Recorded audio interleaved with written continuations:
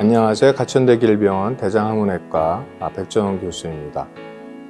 이번 시간에는 대장암의 치료에 대해서 말씀을 드리도록 하겠습니다.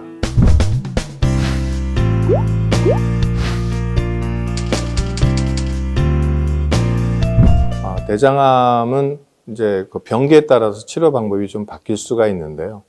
조기 대장암인 경우에는 간단하게 대장 내시경을 통해서 절제하는 방법이 있을 수 있겠고요. 좀 진행이 된다 그러면 이제 근치적인 방법은 수술적 치료가 되겠습니다. 요즘에는 대부분 복강경 수술을 많이 하게 되고요.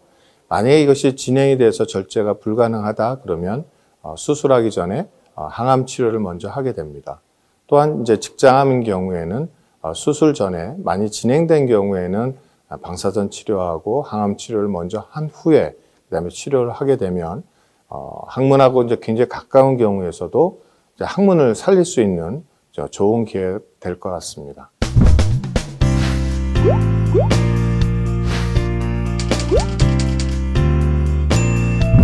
예전에는 대장암 수술할 때 개복 수술을 많이 하게 되었죠.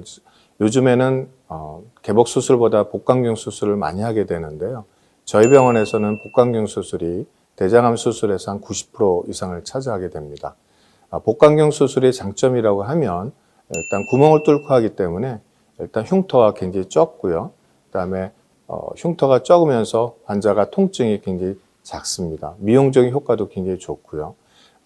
이제 입원 기간도 굉장히 짧게 되고 조기에 자기 생활을 영위할 수 있게 됩니다. 일부 보고에서는 복강경 수술이 특히 이제 대장암 3기 같은 경우에도 개복술보다 예후가 더 좋은 생존율이 더 좋은 경우를 보고하고 있습니다.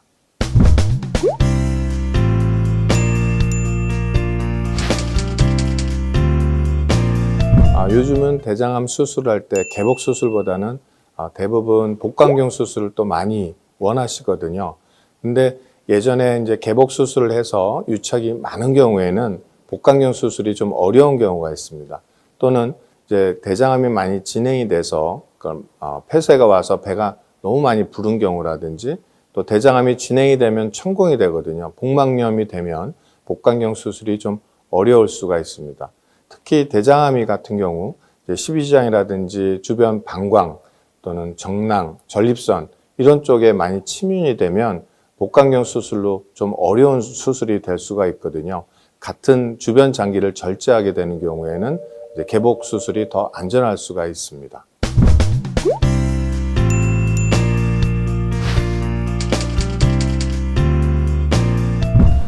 대장암 수술을 하고 나서 이제 근치적인 수술을 하게 되면 우리가 완치를 기대할 수가 있죠. 수술하고 나서 저희가 이제 5년간은 환자분을 쭉 추적 관찰하게 되는데요. 환자분의 그 생활 습관이라든지 규칙적인 생활이 굉장히 중요할 것 같습니다. 담배를 피시던 분들은 금연을 하셔야 되고 금주도 해야 되고 절제된 생활을 하셔야 되고요.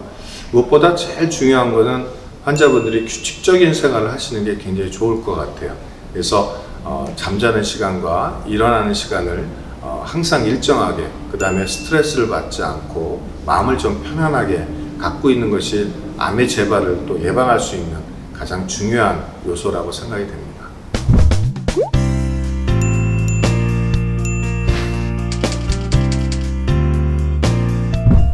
대장암은 그 예후가 굉장히 좋기 때문에 절대 포기하시거나 좌절하실 필요가 없습니다. 다른 암에 비해서 예후가 굉장히 좋기 때문에 요즘 같아서는 나이 90세 넘으신 분들도 수술을 받으시거든요. 한 20, 30년 전만 해도 나이가 70이 넘어가면 또 60이 넘어가면 이 나이에 무슨 수술을 받느냐 하신 분들이 많은데 지금은 80, 90이 돼도 충분히 기꺼이 또 안전하게 수술이 가능하기 때문에 수술을 너무 주저하거나 두려워하실 필요가 없을 것 같습니다. 지금까지 대장암의 치료에 대해서 말씀을 드렸습니다. 궁금하신 사항이 있으시면 댓글을 달아주시거나 대장학문 클리닉을 방문해 주시면 고맙겠습니다.